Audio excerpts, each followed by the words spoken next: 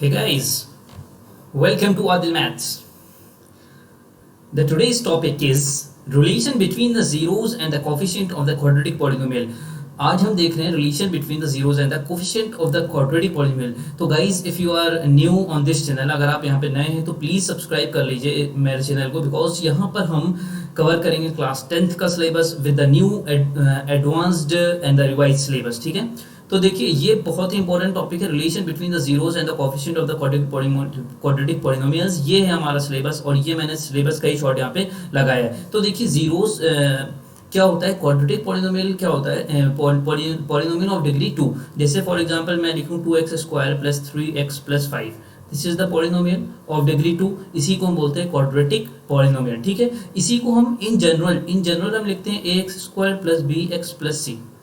ठीक है, क्या लिखते हैं ax² + bx + c. इसका जनरल फॉर्म होता है. देखिए इससे ही मिल रहा है या नहीं मिल रहा है ना. तो जनरल फॉर्म को मतलब यहाँ a b c क्या है, real numbers. a b c क्या है यहाँ पर, आर रियल नंबर्स.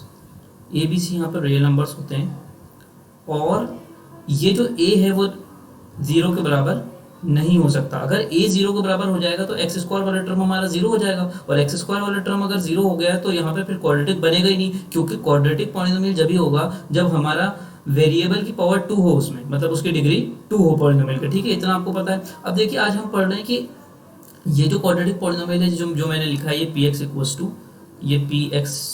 टू ये जो लिखा है 2x² + px equal to 2x² + 3x + 5.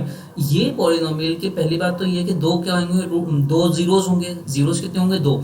तो इसके जो जीरोस हैं उनका सम क्या होगा और प्रोडक्ट क्या होगा. हम बिना जीरो फाइंड करे ही हम इसमें फाइंड कर सकते हैं कि उनके जीरोस का, इसके जो दो जीरो होंगे उसका सम क्या होगा और प्रोडक्ट क्या होगा. तो मान लीजिए कि इसके जीरो अल्फा और बीटा हैं, तो let alpha and beta are the two zeros of px. मान लीजिए कि px के 2 जीरोस कौन से हैं, अल्फा और बीटा. तो गाइस जो आज हम देख रहे हैं वो बहुत ही इंपॉर्टेंट है. वो ये है कि हम डायरेक्ट बता सकते हैं कि अल्फा प्लस बीटा क्या होगा. मतलब ये जो px है, अगर इसके 2 जीरोस अल्फा और बीटा हैं तो अल्फा प्लस बीटा क्या होगा, अल्फा प्लस बीटा क्या होगा, ये जो जहाँ जो x होता है ना, इसका coefficient minus coefficient of x upon coefficient of x². तो ये कोफिशिएंट ऑफ x क्या है, 3, और कोफिशिएंट ऑफ x² क्या है, 2 है. ये अल्फा प्लस बीटा हो गया. और प्रोडक्ट ऑफ द जो जीरोस होता है वो होता है ये कांस्टेंट c और अपॉन x² का कोफिशिएंट, ये होता है 5/2. तो इसका आप जनरल जो इसका फॉर्मूला है वो आप देखिए ये अगर कोई हमारा पॉलिनोमियल ये है, क्या है, जनरल पॉलिनोमियल px है, अगर वो है ax² + bx + c. तो इसके अगर अल्फा और बीटा इसके रूट्स हैं, अल्फा और बीटा अगर इसके जीरोस हैं इस पॉलिनोमियल के, तो अल्फा प्लस बीटा जो होता है वो आप याद रखिएगा, अल्फा प्लस बीटा जो होता है वो होता है -b/a. और अल्फा इंटू बीटा मतलब कि प्रोडक्ट ऑफ जीरो जो होता है वो होता है c/a.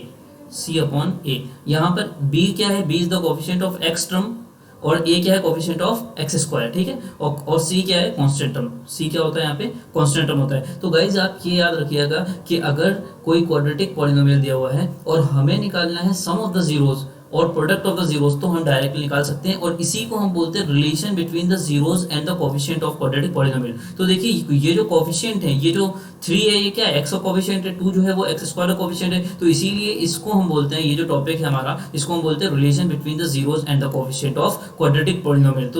तो जीरो अल्फा और बीटा क्या है, फिर जीरोस हैं. तो हमने अल्फा और बीटा अगर जीरो माना है तो अल्फा प्लस बीटा हमने निकाल दिया -3/2 और अल्फा इंटू बीटा निकाल दिया 5/2. तो यही तो relation between the coefficient and zeros हो गया, क्योंकि 3 और 2 क्या था, कोफिशिएंट था. देखिए x का कोफिशिएंट 3 था और 2 क्या था, x² का कोफिशिएंट. तो रिलेशन आ गया यहाँ पर कोफिशिएंट. ये जो हमारा टॉपिक है ये आ गया. इसका यहाँ पर ये मतलब होता है कि हम सम ऑफ जीरोस और प्रोडक्ट ऑफ जीरोस निकाल लेते हैं डायरेक्टली किसी पॉलिनोमियल के. और उसका फॉर्मूला होता है, सम ऑफ जीरोस होता है -b/a और प्रोडक्ट ऑफ जीरोस होता है c/a. और a और b क्या होता है यहाँ पर, a और b और c क्या होता है, a is the coefficient of x², b is the coefficient of x and c is the constant term. ठीक है गाइस, तो आपको समझ में आ रहा है. तो देखिए मान लीजिए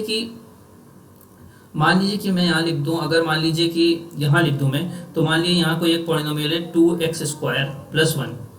तो अब आप इसमें बताइए a क्या है, a is 2, बी क्या है, बी यहाँ पे नहीं है क्योंकि एक्स वाला टर्म यहाँ पे नहीं है, तो बी क्या होगा, जीरो हो जाएगा। तो अल्फा और बीटा अगर मान लीजिए इसके जीरोस हैं तो अल्फा प्लस बीटा क्या हो जाएगा, सम ऑफ जीरोस क्या होता है, माइनस बी अपॉन ए, बी यहाँ पे जीरो है तो 0/2 मतलब कि जीरो आ जाएगा। ठीक है, और अल्फा इंटू बीटा क्या होता है, सी अपॉन ए, सी ए यहाँ पे क्या है, वन है, तो अल्फा इंटू बीटा क्या होता है, अल्फा इंटू बीटा क्या हो जाएगा, सी अपॉन ए मतलब कि 1/, ए यहाँ पे क्या है 2 है तो 1/2। तो गाइज ये था आज का लेक्चर। आज हमने ये देखा कि किस तरह से रिलेशन होता है कोफिशिएंट ऑफ क्वाड्रेटिक पॉलिनोमियल और उसके जीरोज में। ठीक है, relation between the zeros and coefficient of the quadratic polynomial. तो इसमें हम सम ऑफ जीरोज और प्रोडक्ट ऑफ जीरोज किसी पॉलिनोमियल के डायरेक्टली निकाल लेते हैं। तो सम ऑफ जीरोज का ये फॉर्मूला होता है, याद रखिएगा, अल्फा, इसको मैं हाईलाइट कर देता हूँ। सम ऑफ जीरोज का ये फॉर्मूला याद रखिएगा, सम ऑफ जीरोज का ये फॉर्मूला है alpha plus beta upon 2, alpha plus beta equals to B upon A minus B upon A, और अल्फा इंटू बीटा जो होता है वो होता है हमारा सी अपॉन ए। ठीक है, आप ये चीज़ याद रखिएगा। तो गाइज अगर आपको समझ में आया हो और आपको अच्छा लगा हो लेक्चर तो बिल्कुल फॉलो करिए एंड लाइक करिए एंड सब्सक्राइब करिए my YouTube channel Adil maths. Thank you.